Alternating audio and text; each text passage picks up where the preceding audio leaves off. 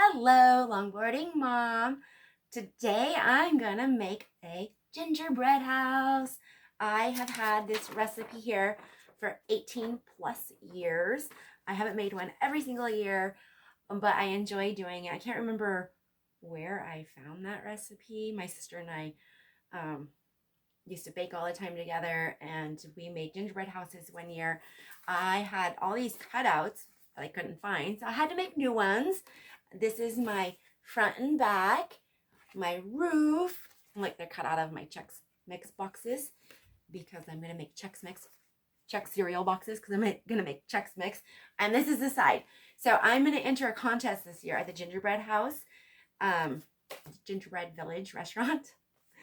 And this is their first year that I think that they're doing this contest. I've never entered a contest before. I've just done it for fun. So I'm kind of excited to do this.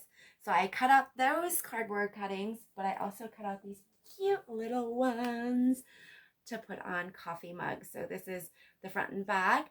I've got my little roof and my sides, and these are just adorable. You stick them on top of the coffee cups and stuff and drink your coffee and dump your cookie in it and stuff.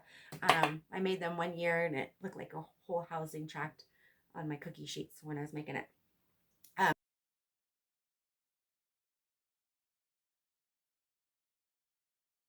So this is a couple day process. If you've never made gingerbread houses before, you can get the box, which is awesome because it's got everything you need in it. But I like to make my own because they're just a lot of fun. So you, like I said, a couple day process. You bake it the first day, let it cool. The second day, you make the edible icing because you want to eat your gingerbread most times. This one's going to be sitting there for about a month to be judged and stuff. But I'm still going to make the edible icing so that I can eat the little ones. So you, the next day after your gingerbread cools, you put little things on it, put it together, and it doesn't just stick together. You have to actually let it like cement together, basically. And it could take up to another day for them to stay together like that. Sometimes a few hours, and then you can decorate it and put all your candy on it. But you definitely want to wait until it completely is dry because you don't want to decorate and have it fall apart on you. So it could take 3 days to actually make a gingerbread house. All the ingredients are right in front for just the gingerbread itself. I've got my big bag of flour, sugar, takes 1 egg, Crisco, molasses, baking powder, baking soda, some salt. We've got your ground cloves, cinnamon, ground ginger, nutmeg, and I got homemade vanilla. I made this out of a little Absolute vodka bottle last year around Thanksgiving. It's little small bottle with a couple of vanilla sticks in it. So this year I get to use it for all of my baking. I'm going to show you bits and pieces of what I'm doing, how I put it together, and the end product, of course. So I'm going to get baking. I will see you in a little bit. So I like to get everything ready. I'm not going to need this for a while because once you do make the dough, you got to let it sit in the refrigerator for a couple hours, and then you can roll it out and cut it and everything like that. So I like my rolling pin. I've got a big one and a little one. I just like the little one the best. A scraper. I got this at the Dollar Tree. It helps scrape the dough up, cleans up the flour messes really easy. So I like that. You need all of your measuring cups and your measuring spoons, and sometimes when I do extra stuff I like to have extra for like the wet and the dry stuff. So when you start everything, you definitely want to have everything available for you. And I keep looking down because I'm looking at my drawer trying to see what else I need. I've got one bowl for the dry ingredients. The wet ingredients I'm just going to throw right into my mixing bowl and mix that up and stuff. But you do your wet ingredients and then you add your dry ingredients to that. So I'm going to get started on measuring everything out and getting it ready and getting this mess cleaned up. So I'll see you back here in a second. So it takes 5.5 cups of flour, and it says unsifted, but then you sift it later. So And do the 5.5 cups into this bowl, which is probably a small bowl. But I didn't want to drag out my big bowls. My big bowls are really heavy and I really don't like them unless I need to use them. 3.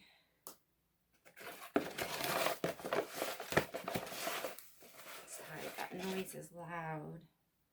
4.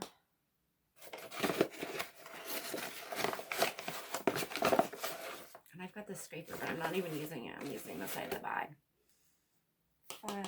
I'm horrible at really measuring everything correctly, but so far all my stuff has turned out right. And I know with baking you have to measure like correct on everything. Okay, so that is my flour. Get that out of the way. And see, I didn't have everything ready. Got a little small bowl. We're gonna go with the baking soda next, and I need 1 teaspoon of that. So we have I work for a restaurant, and one time we had a meeting with the Aramark. And I don't know if it's Food Services of America. That's what it was. And they came in and talked to us about serving and different ways of doing things and stuff. And we won little prizes and stuff. And this is what I won, which is really cool. Some measuring stuff. It says Food Services of America. That holds the measuring cup together, and then my spoons. So that's the baking soda. Baking powder, we only need a 1/4 teaspoon.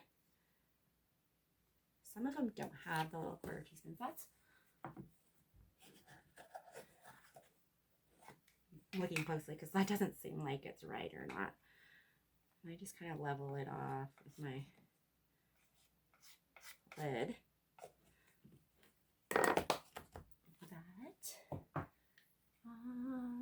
Let's do cinnamon. 2 teaspoons cinnamon.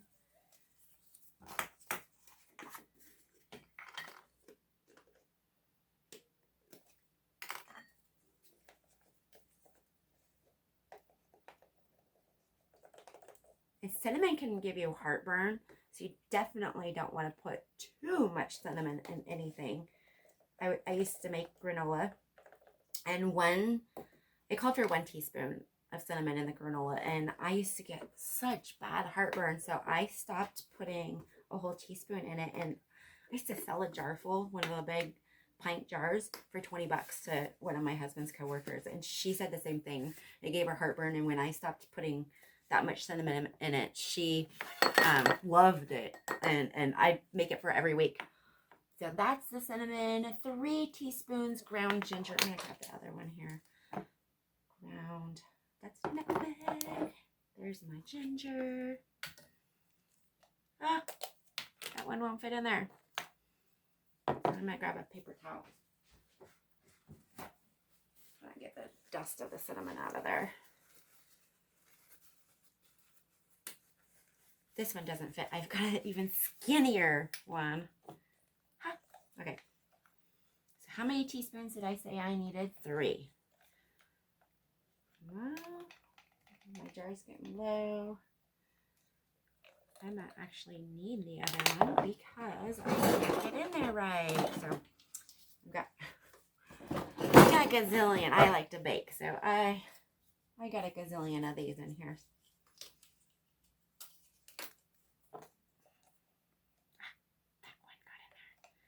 And once again, I'm going to use the lid to kind of level it off. 1.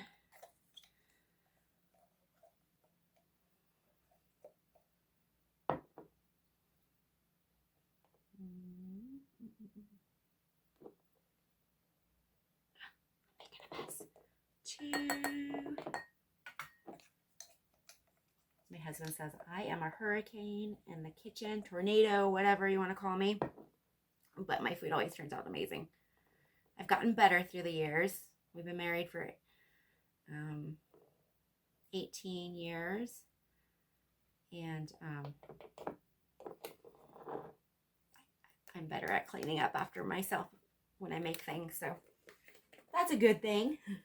Okay, ginger's done. And now 2 teaspoons ground cloves. Oh. It's got the shaker on it, so I gotta remember to put it back on when I'm done, because I don't want to make a mess. 1 and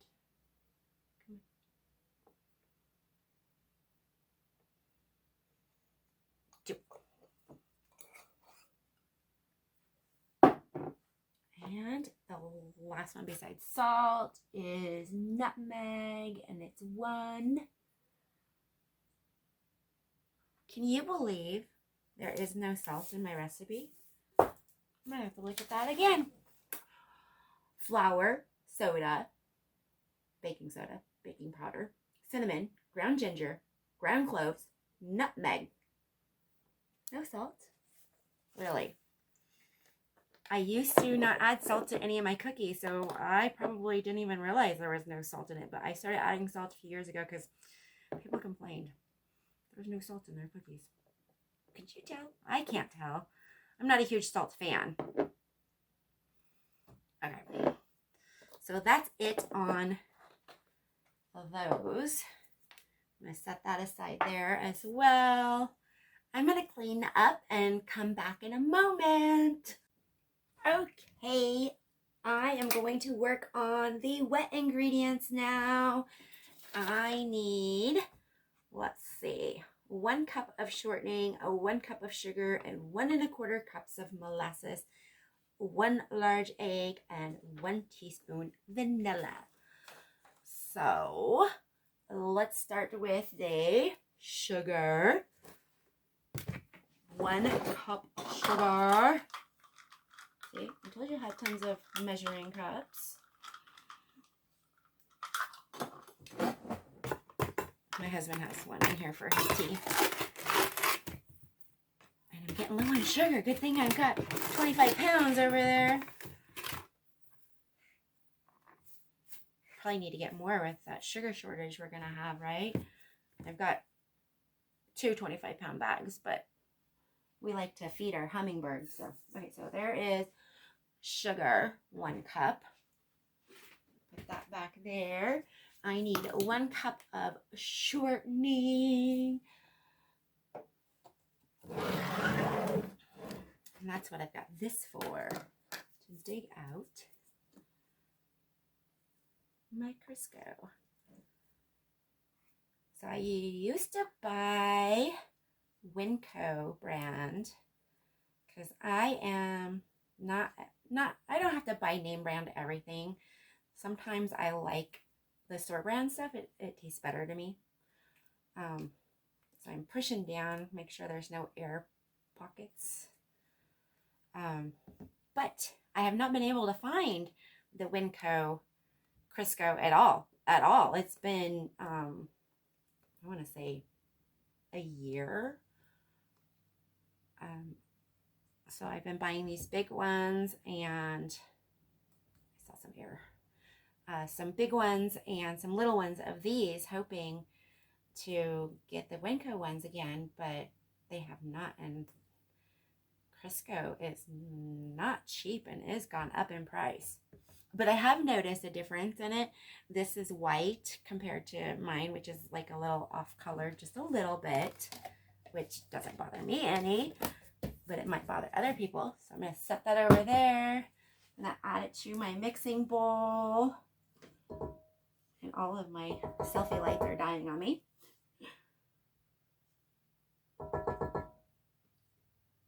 So I'm hoping there's still enough lighting in this kitchen. Okay, so add this. I'm going to whip this up together. Whoops. I'm going to let Crisco out of there. Put my stand down. Make sure you lock it. Whip the sugar up. Nope, it's not supposed to get stuck in there. Let that whip up together.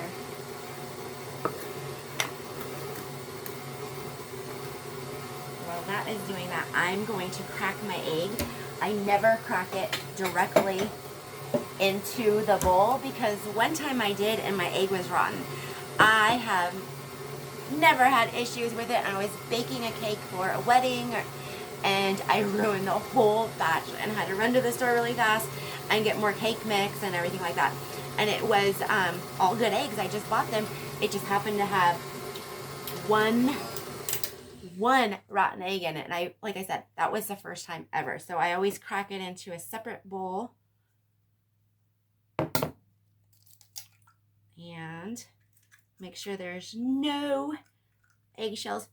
And give it always a little sniff test because that really messed me up that day. So I'm going to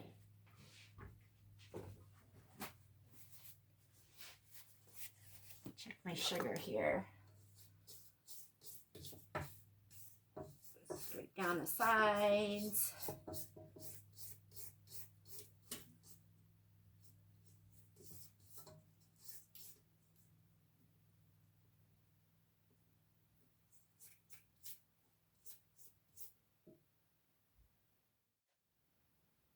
Okay, I'm going to add the egg now to the mixing bowl.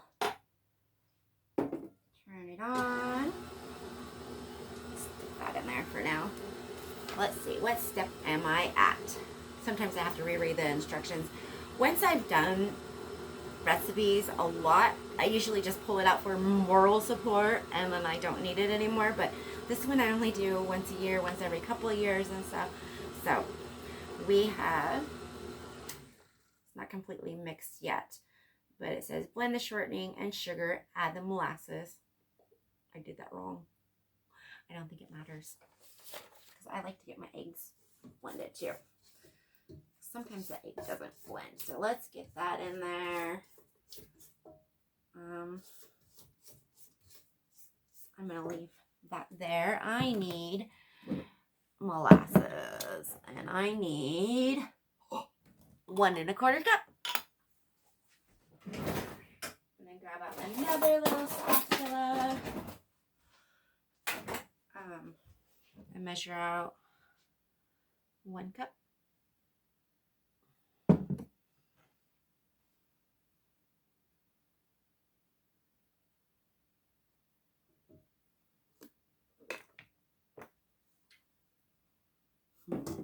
I need another hand. Okay, turn that back on. Dump that in.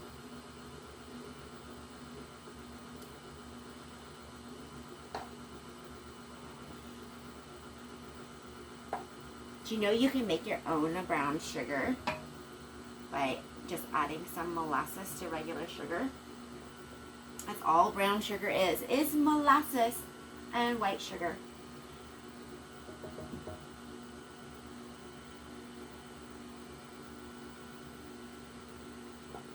Okay, I got all of that in there.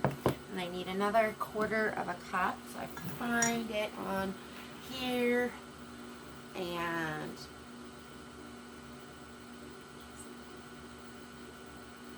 when you're measuring, you can use these white cups or the other ones and stuff. But if you're doing a glass container like this, you want to get down so you can see the line and see that it's completely level with that 1/4 cup there.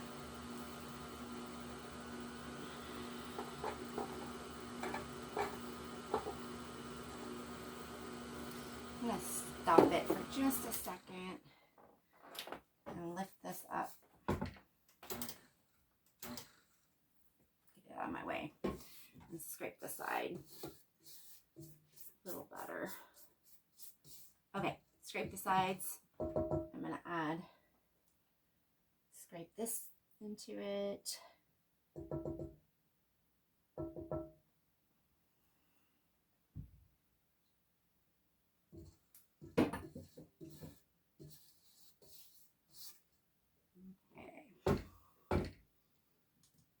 Make sure I get all this stuff off the beater because there was some more sugar up there on the top. Okay, I got the sides all scraped. I'm going to mix it in a little bit more. I'm going to add my vanilla, 1 teaspoon. Haven't opened it yet. It smells like vanilla. See the cute little vanilla beans in there.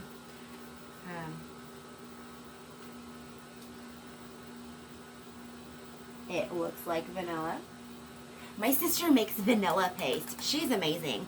And it's like a pasty substance, and when you put it in your cookies or whatever, you use the same amount, like 1 teaspoon, and it leaves little vanilla beans all over it. So yummy.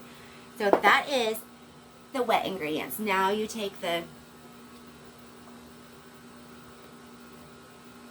is what makes the gingerbread taste like gingerbread. All your seasonings. You add that to the mixer.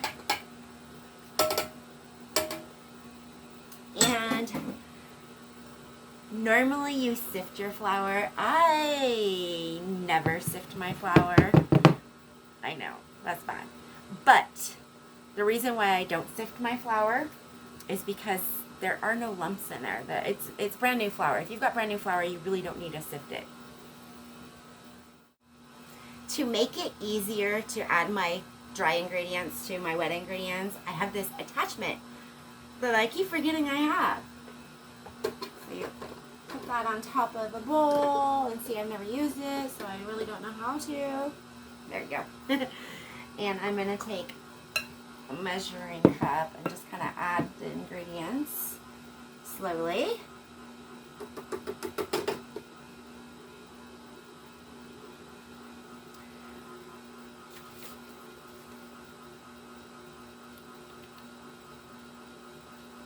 And another bowl. Gradually stir ingredients into molasses mixture. When mixture becomes too stiff to stir with spoon, work dough with hands until completely blended. I need to take off my rings because I don't like to get dough in my rings.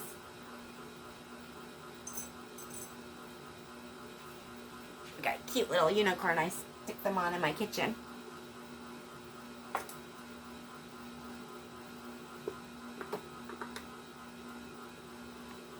That's 1 cup.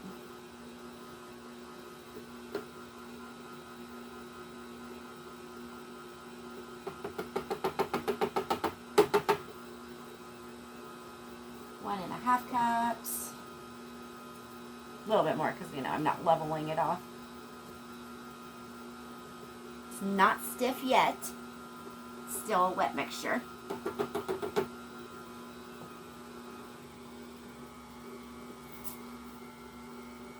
Smells so good. I love gingerbread. I made a gingerbread cake one year for a wedding cake for someone.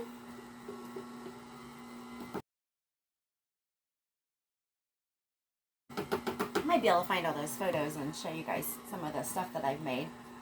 So much fun. So the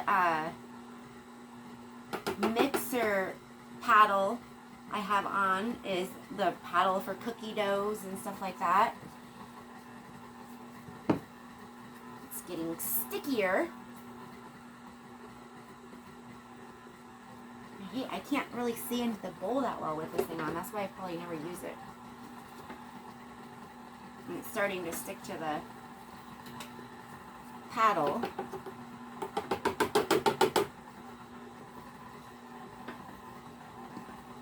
Now it's starting to ball up.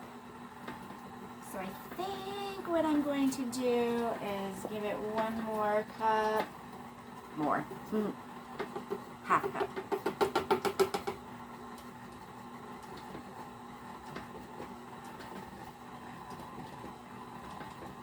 And I'm going to turn it off. Take that off. See how sticky it is. Scrape that down into the bowl. And I'm going to start getting my hands into it. I'm so excited. It's been a couple years, probably 4 years since I've made a gingerbread house. I've been in this area for 4 years now, And I made it the first year I moved down here. My mother-in-law's kitchen is amazing. And I loved cooking in that kitchen. This kitchen is a little small. My new apartment's small. So I get anxiety cooking. But today I do not have any anxiety. I'm having fun. I'm making gingerbread. Oh, stuck on my hands. See? Stuck on my hands. Okay. Let's add some more flour. I'm going to leave it on there because it's stuck. And you know what? This is where you get your hands into it and just start mixing it together, right? Get your hands dirty. That's fun. And the reason why I liked my mother-in-law's kitchen so much is that there was some countertops that were lower than normal countertops. Oh, came undone. They're lower than the normal ones, so I can get into it.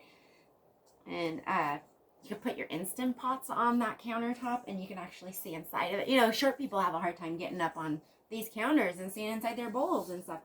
I'm not that short, but I still have issues with that. So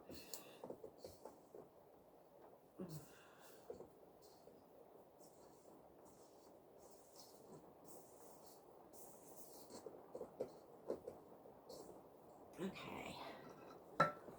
Add some more flour.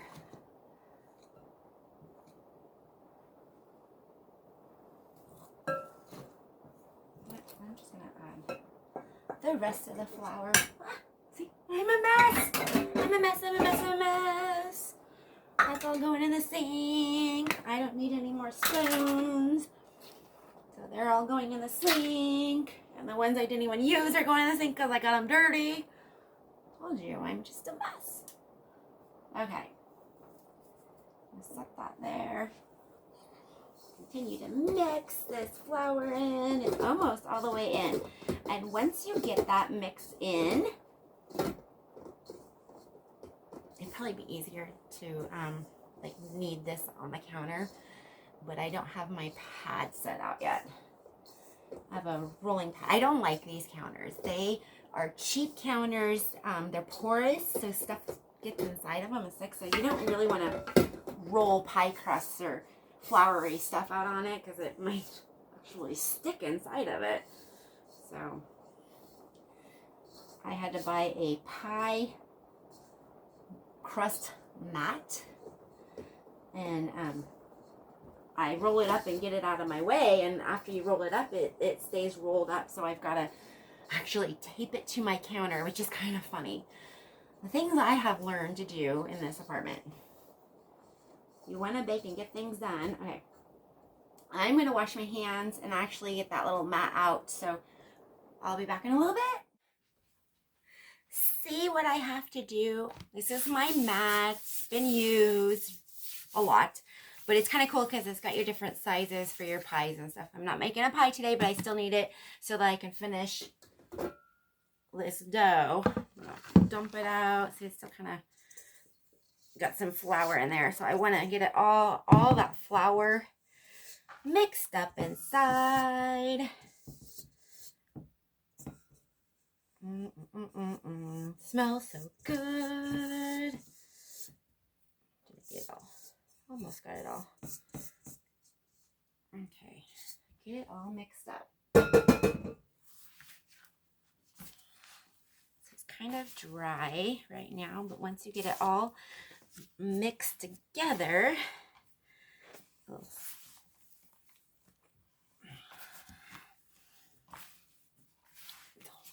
a lot to do, isn't it?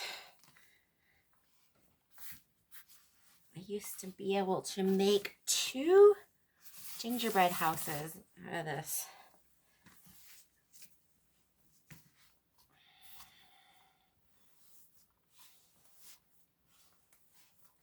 Just want to make sure all of that flour, and see, it's still it's kind of like a crumbly, but once it sits in the refrigerator, it'll see, it's kind of getting wetter as you mix it together. It'll get wet and be easier to roll out. later. You know, making breads and doughs is a lot of work. In my hands, the older I get, carpal tunnel from, I used to be a barista to now serving, and I'm still a barista, really hurts my wrists and stuff. So, okay, I've got this big old dough clump here. I'm going to separate it into four different sheets. 4 different sheets, because you flatten it out and you put it inside some plastic wrap.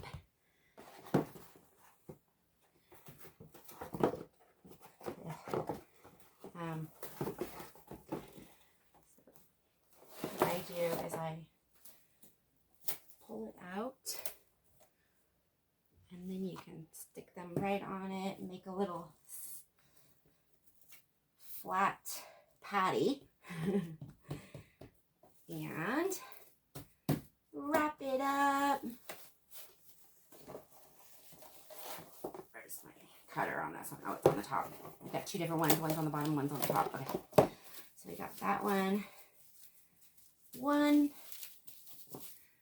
One little patty. So there's going to be 4 of these patties, and we will stick them in the refrigerator for a couple of hours. I am going to clean up my kitchen, get my pans ready to go, because it says to foil them. I'm not sure. I'm gonna have to read the instructions again, because I don't know if you foil them and grease them or just foil them. And I don't remember foiling my pans before. I probably put some parchment paper or something on them to bake so they wouldn't stick to it. There's 2. That one's a little bit bigger. My hands are so achy.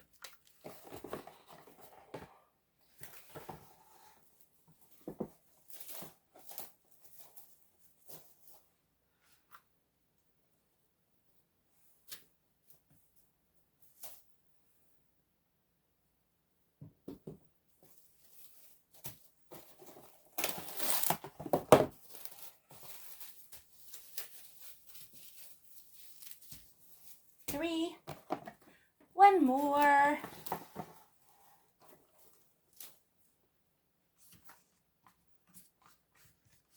Gingerbread, gingerbread. I love gingerbread. Okay, I'm at work. So glad you couldn't see me dancing. I hope you can't see me dancing. Okay. Last one. I'm going to put these in the refrigerator. I'm going to set them separate so they cool faster. I'm not going to stack them, but I'm going to separate them in the refrigerator, and in a couple hours I'll come back and roll them out and show you what they look like.